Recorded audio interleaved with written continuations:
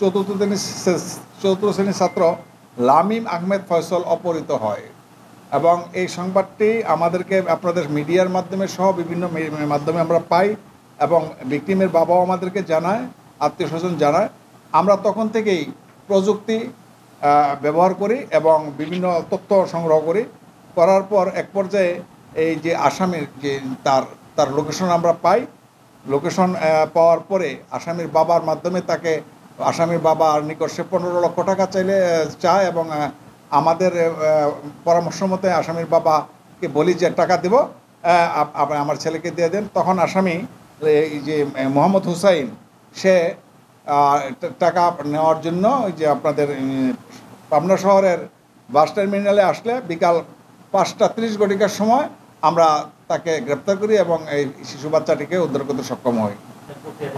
তাকে এখন আমরা সদর থানা ওসি সাহেবের সাথে কথা বলেছি। তার বিরুদ্ধে যে মুক্তিপণের জন্য চাঁদা দাবি, মুক্তিপণের জন্য কিডন্যাপ, এটা পেনাল কোডের যে 365 এবং 385 ধারার অপরাধ, সেই ধারায় উনি মামলা নেবেন মর্মে জানিয়েছেন। আমরা সেই জন্য তাকে কাগজপত্র সহকারে, ডকুমেন্ট সব সহকারে আমরা সদর থানায় হস্তান্তর প্রক্রিয়া